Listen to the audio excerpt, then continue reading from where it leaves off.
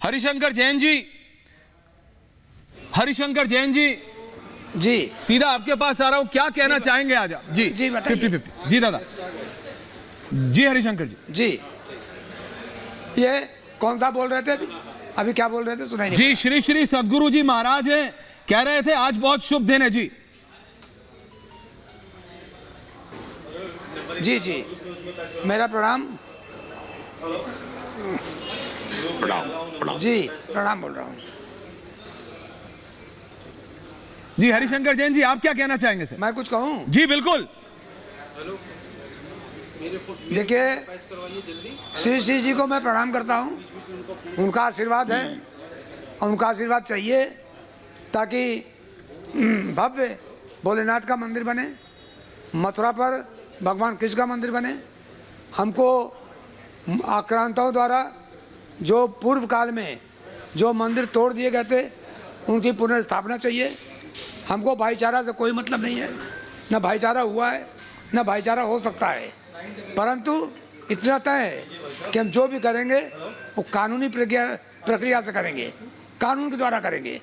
हमारा पास सर तन से जुदा ये नारा नहीं होता। हिंदू हैं, हिंदू के पास ये सब वाहियातगिरी नहीं होती कि अगर बोलोगे सब तन से जुदा कर देंगे, या ऐसी बात हो जाएगी। तो हमारे सब कानून चलेंगे। और रही उसकी बात भाईचारा, तो भाईचारा 47 में देखा था 10 लाख हिंदुओं की लाशें पाकिस्तान से आई थी। 800 साल में भाईचारा देखा था किस तरह से दीवार में चुनवाया गया था, गर्म तवे पर रखा गया था, जजिया लगाया गया था। तो ये सब बातें इतिहास की हैं, उसको मैं कुरेदना नहीं चाहता। परंतु अब कानूनी लड़ाई है, कानून के हिसाब से लड़ेंगे। और जो स्थान हिंदुओं के गुलामी काल में लिए गए हैं, शांतिपूर्ण ढंग से कॉन्स्टिट्यूशनल डेमोक्रेसी में संवैधानिक ढंग से लड़कर वापस लेंगे। ये हमारा नहीं, हमारे साथ एक बहुत लंबी टीम है, युवाओं की टीम है। सब एडमेंट है कि देश के कोने कोने में जितने मंदिर हैं उन सब के लिए केस होगा और न्यायिक प्रक्रिया अपनाकर हम उस मंदिरों को, और वो वही नहीं जो भारत का गौरव है, जो ऐतिहासिक हमारा संस्कृति है, जो इतना महान इतिहास है, उन सब की पुनर्स्थापना करने का दायित्व हम बुजुर्गों का है, नौजवानों का भी है। और मैं समझता हूँ हर बुजुर्ग, सदगुरु जी कुछ कहना चाह रहे हैं, उनको सुन लेते हैं, फिर वापस आ रहा हूं आपके पास रूप से बनाने के लिए। जी हरिशंकर जी 1 मिनट दीजिएगा। सदगुरु श्री रिद्धेश्वर जी महाराज जी। ऐश्वर्य जी, जी गुरु जी। हमारे जो जैन जी हैं, इनके पुत्र भी हैं विष्णु शंकर जी, और हमारे अत्यंत प्रिय भी हैं। मैं ये कह रहा हूं कि ये लड़ाई किसी और के विरुद्ध है ही नहीं, भारतीय सनातन संस्कृति के पुनरुत्थान के लिए।